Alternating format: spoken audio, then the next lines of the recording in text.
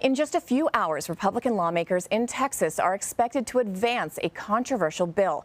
Democrats say the measure will limit people's ability to vote. Republicans cited baseless claims of voter fraud to get support for the bill, and now some of the Texas House Democrats who spent weeks camped out in Washington trying to block this legislation are back in their state to fight its passage. Maria Villarreal is with us from the state capitol in Austin. Maria, what can we expect today, and will this work? You know, the word intense keeps coming to mind as we have been here in Austin, Texas. Right now, opponents are saying that restrictions that are in this bill would hurt voters with disabilities, also black and brown communities here in Texas. They point specifically to the drive-through voting that we saw in Houston, also the overnight voting. These were practices that were created during the pandemic and predominantly used by voters of color. Democrats say right now they are hopeful they will be able to attach amendments and work with the other side before this bill gets passed later on here at the Capitol. Everybody's got a right to live. The fight over voting rights in Texas has been one of the most contentious in the country. More than 50 Democratic lawmakers fled the state last month, breaking quorum to block GOP-backed bills they deem voter suppression. Does it feel like then anything was accomplished by breaking quorum? Yeah, something was accomplished because it raised the awareness. Representative Garnett Coleman's district includes a portion of Houston. Why was it important for you to come back last week? I don't think we were gaining anything by being away. At some point, we have to fight on the floor and actually represent our constituents in that way. The bill bans drive-through and 24-hour voting, increases ID requirements for mail-in ballots, gives more powers to partisan poll watchers, and limits voter assistance. I expect a vigorous debate. House Republican James White sponsored the bill. Is this voter suppression? Are we still talking about that? Some people call it election integrity. Some people call it suppression. And I've worked with them to get undesirable things out of the bill so they can get it passed. Coleman believes this fight stretches beyond the state line. The Voting Rights Act applies to different places around the country, and the only way to have that is for the U.S. House and the U.S. Senate to pass the legislation.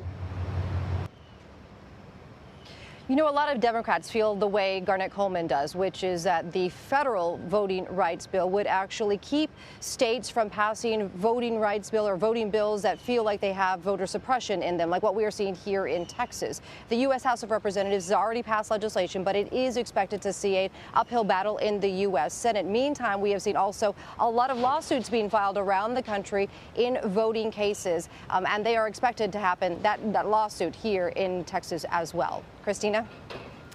So based on the numbers in the Texas House, how likely is it that Democrats are going to be able to get any concessions on this bill?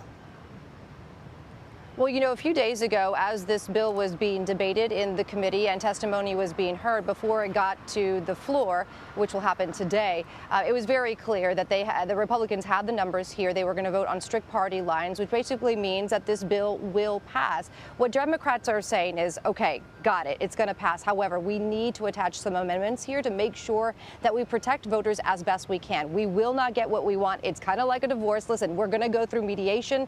You get your side, we get our side. We've got to meet somewhere in the middle. So we're going to see a lot of that today and maybe over the next few days.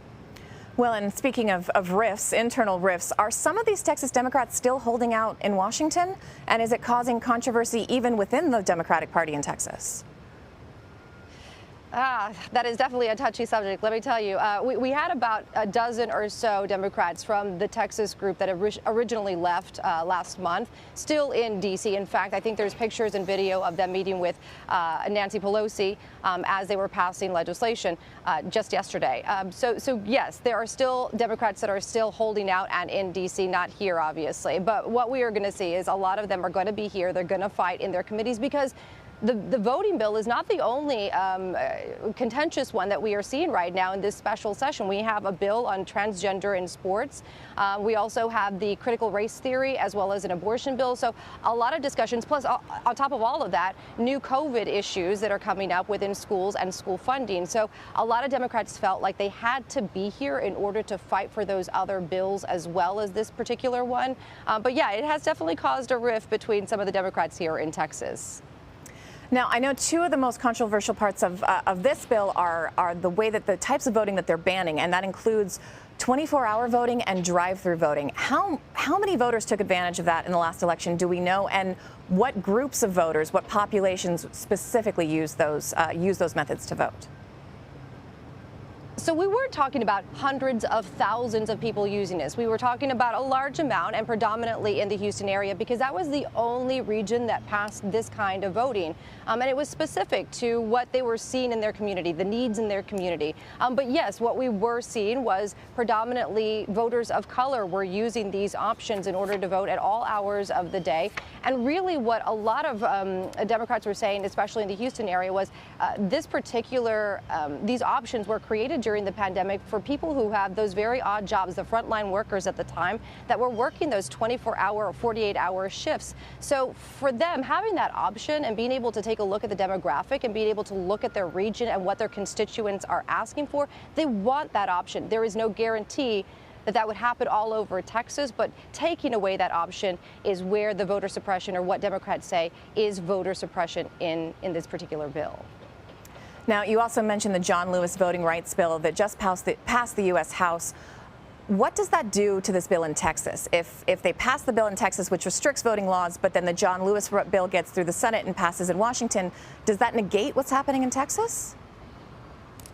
The biggest part of the federal bill that we would see impacting what's happening here in Texas is the fact that it restricts states from passing legislation that would be considered voter suppression. So in this case, there would need to be a debate over what really is voter suppression. Where is the evidence behind it, right? And if it was constituted, the drive-through voting, for example, or the overnight voting, if offering those options creates more opportunity for minority voters, and you take that away from them. If there is evidence, obviously, that there is voter suppression, what the federal bill would say is no, SB 1 cannot be passed here in Texas. It would completely negate the conversation and the controversy, and we wouldn't have that bill passed. It'd have to go back to the drawing board. So again, I think a lot of Democrats feel like we have done our job here in Texas. We have raised the awareness.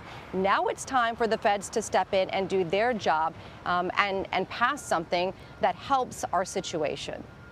All right. Thank you so much. We'll have to keep an eye on it. Mireya, thank you.